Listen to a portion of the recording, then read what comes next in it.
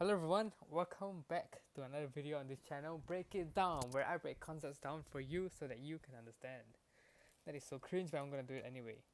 Anyways, today we are here in this chapter which is called Chemical Bonding, and a lot of times this is one of the tougher chapters according to the students I have talked to, and including myself. This was actually one of the chapters which was very content heavy. So if you wanna do well in this, you really have to understand what's going on behind the scenes, and not just memorize it, because if you memorize, you're only going to remember it for like what, 1 2 weeks, and then for the next exam you have to memorize again, and then for the next exam you have to memorize again and again and again. There's no point in doing that. So just understand it once, do it well, and it'll be much easier for you to revise again in the next exam. So anyway, coming back to this, chemical bonding. So what does chemical bonding mean? Chemical just means, well, chemicals. It refers to all the chemistry or like the inorganic substances. Bonding refers to how things are bonded, obviously, pretty self-explanatory. So in this chapter there is four main sections. Number one will be the formation of ions, how ions actually formed. So what exactly are ions? Ions are things like Na plus, Cl minus, Mg2 plus, and on and on and on. Those are basically ions. Basically things which are formed after they lose or gain electrons. Okay, I hope you understand that. Next is ionic bonding. So ionic bonding, what is ionic bonding? It's basically the bonding between these ions right here. Right? Once you form these ions, they can bond with one another using ionic bonding. Next we have this thing called covalent bonding, which is mostly between non-metals.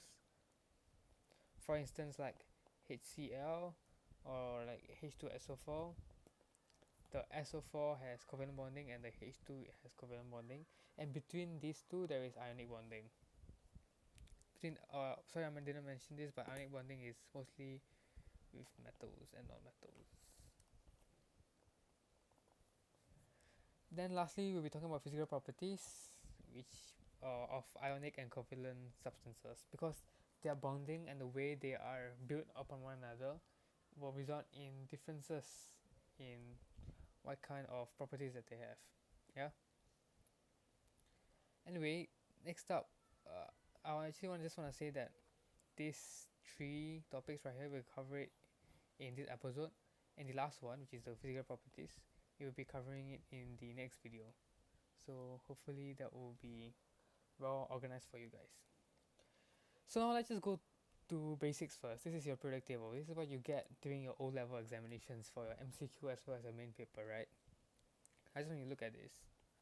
On this side, you have what you call the metals. Okay? And in this big part here is what we call transition metals. On this end, we have more of non-metals. Maybe until here, this is like non-metals, but over here we still have slight metals. So you can think of this like a spectrum kind of thing, right? Over here you have purely metals. Over here you have like this one is still very metallic, getting less metallic, getting even more metallic.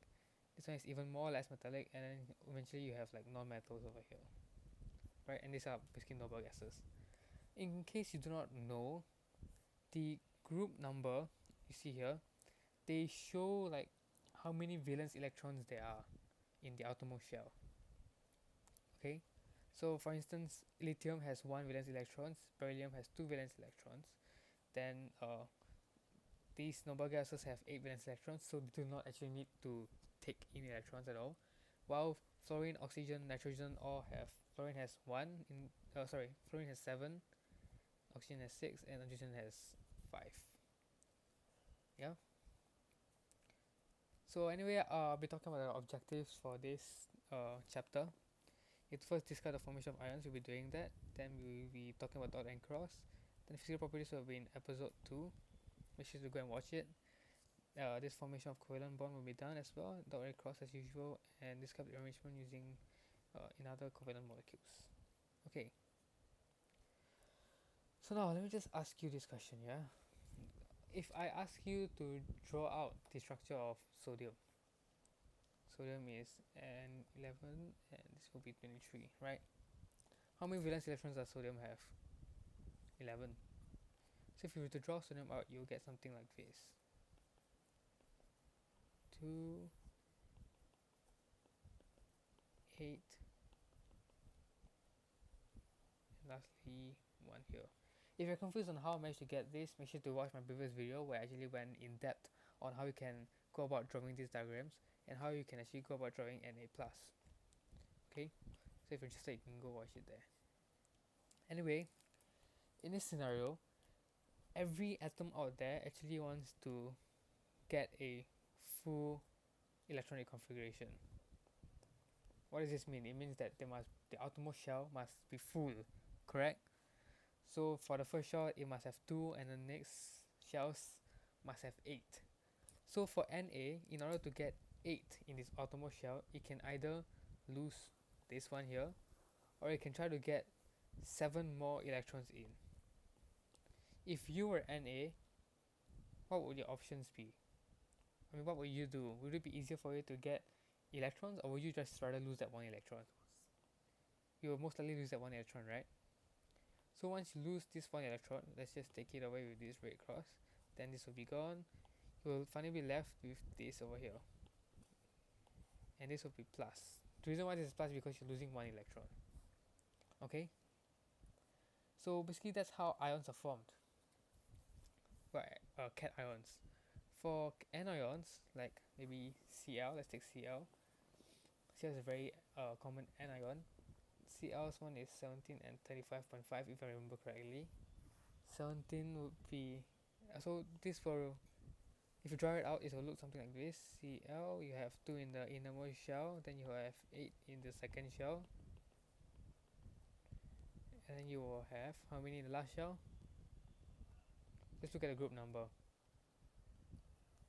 7. Now if you were a Cl atom, what would you do? Would you rather gain 1 electron here, or would you rather lose these 7 electrons that you have? You rather gain 1 electron, right? Because that's easier to do. So when you gain that 1 electron, you will actually have minus. So if you're a little confused on this plus minus thing, right, you can imagine electrons as like negative experiences in your life. The more negative experiences you have in life, you'll be more negative. So let's say you have 5 negative experiences and you have 4 positive experiences, you will be resulting in overall negative 1, correct? If you have 8 negative experiences and you have 5 positive experiences, you result in minus 3, correct? Same here. If you have 5 protons and 8 electrons, you will have minus 3 charge. So basically your positive experiences are your protons and your negative experiences are your electrons. Okay, so I hope that makes it easier for you. Now, after this Na gives up this 1 electron, right? This 1 electron is very free right now. It can go anywhere at once. And right now, let's say I have a solution of NaCl. What is NaCl? NaCl is what you eat every single day. Your salt is actually NaCl. So NaCl, when you put it in water, it will dissolve, right? You can try it right now. You can go to the kitchen right now, take out a glass of water, put salt inside, and you will see that it dissolves. And when it dissolves, it forms Na plus and Cl minus. Now Na plus will give out 1 electron, right? And remember what Cl needs? Cl needs 1 electron. So it's gonna take, Cl is gonna take the 1 electron. So that's how it results in Na plus and Cl minus. Do you understand? So that's how that's how ions are formed, right? Because, then go through again, atoms are most stable when the valence electron shell is completely filled, and they can gain or lose electrons for this to happen. Non-metals like Cl usually gain electrons to form anions or negative ions, while metals like sodium Na plus usually lose electrons to form cations or positive ions, right? The charge that is over here, for instance, Na plus has plus 1, while Cl minus has minus 1. The way we can find it is just by finding the difference in between the number of protons and the number of electrons that the atom has, or the ion has.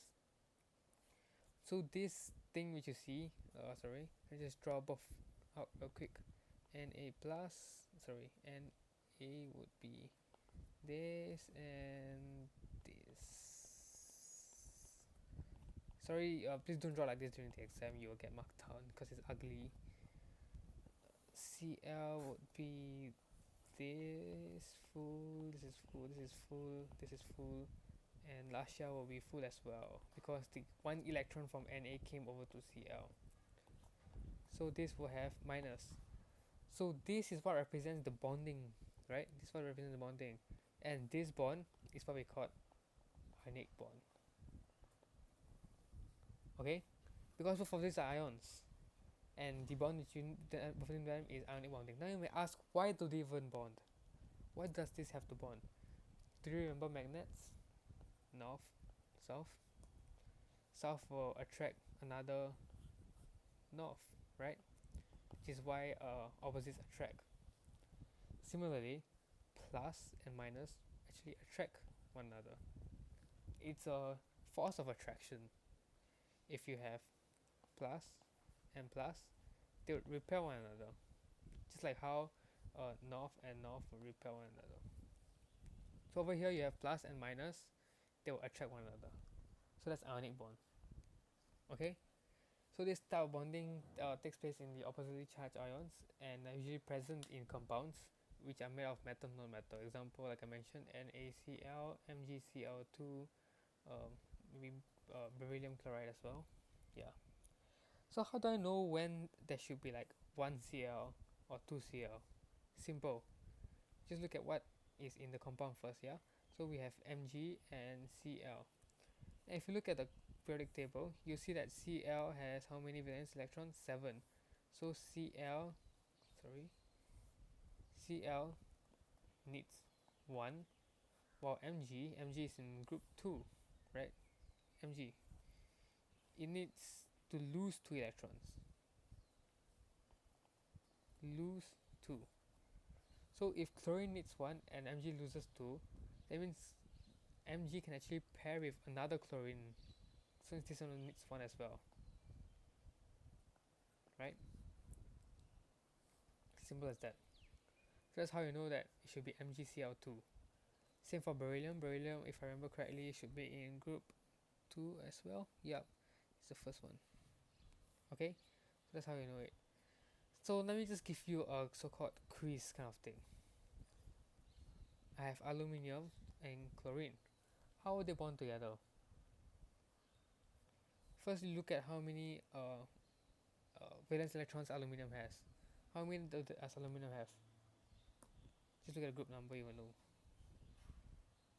3. So aluminium needs to lose or gain 3? Lose or gain 3? Lose. Sorry? Yeah. So aluminium has to lose 3 to get full valence electrons. While chlorine has to gain how many? Gain 1. Because it has 7. As such, how would the formula look like? Al, of course this will be Al3 plus and Cl minus. So overall their formula will be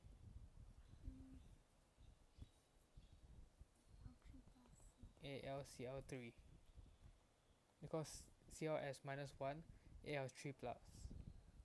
So how many of Cl do you need to balance 3 plus? You need 3 Cls. That's why it's AlCl3. You get it? Let's try another example. Can you give me the formula of MgCl2? Mg is in group 2. So how many valence electrons does Mg have? So does it need to gain 2 or lose 2 electrons? Mg has to lose 2. Sorry, I give you the answers. Mg and Cl. How many electrons does Cl have to lose or gain? He has to gain 1. So overall the formula will be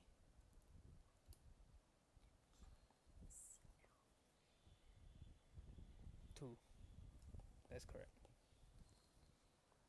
So anyways, ionic, they usually exist as giant ionic lattice structures, and they're held together with electrostatic force of attraction.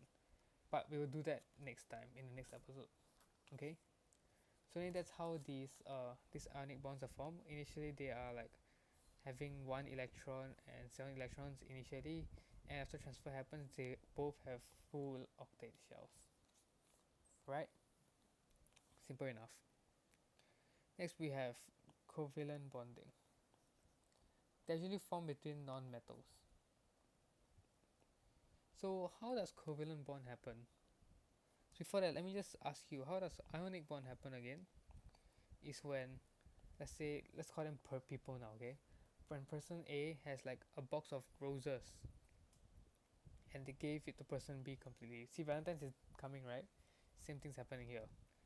So A can give the box of roses to B completely. So now B will have the box of roses. And that's it. But covalent is not like that. Covalent is like you have A and B, and A has a box of roses, but A says, look, I'm not going to give you the box, okay? But we can share it. So they share the box of roses. So this box of roses actually belong to the both of them. So this is covalent bonding, and this usually happens between non-metals. While this one happens between metals and non-metals. One of them has to be metal and the other one has to be non-metal. So usually, can you just leave me some examples of covalent bonds? HCl is one, H bonded with chlorine. Let's say you have fluorine too. Basically any molecule is all covalent. For instance, your fluorine gas, oxygen gas, chlorine gas, they all exist as molecules too. So why do they even bond? It's because, as usual, they want full octet shell. So let's look at hydrogen. Hydrogen exists like that. And Cl exists, sorry, this is wrong. 2, 10, sorry, yep. And lastly we have 7.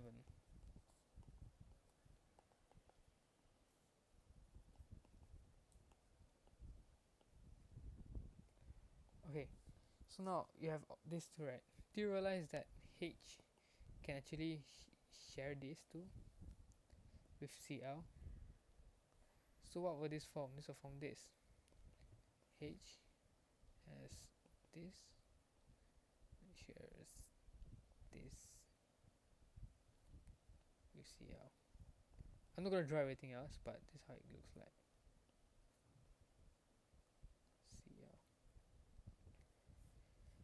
So now Cl has a full octet shell, and so does H. So H only has one proton. Yeah, H only has one proton. Okay. So now H has full octet shell because it only needs 2, and Cl has full octet shell as well. Can you see it? 1, 2, 3, 4, 5, 6, 7, 8, and H has 1, 2. So that's how they share, and that's how covalent bonds are formed. So let's look at another example. Let's call this H2O. Does this sound familiar? You literally cannot survive without this. Yeah, it's water. So let's just go step by step. Can we just draw how H looks like? H just looks like this. And how does O look like? Does anyone know the formula for O? O is just 8 and 16. So it will look like this. Like that and like that. Last layer will have how many electrons in its valence? 6. 4, 5 and 6. So you can see here that oxygen has these lone electrons here. They're lonely. And H has 1. Right?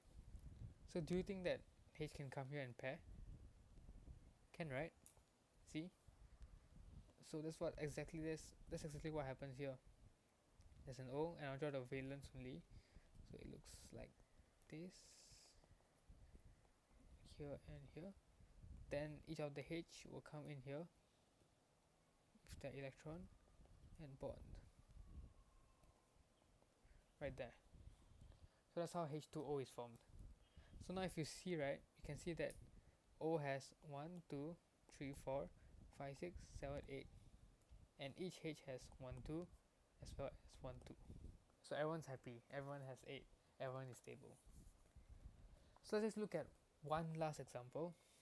It's also something which you encounter on a daily basis: carbon dioxide. So firstly, this is ionic or covalent? It's covalent. Why? Because both of them are non-metals.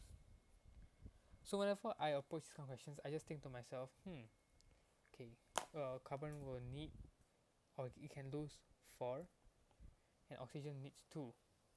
That's why I'll be needing 2 oxygen molecules.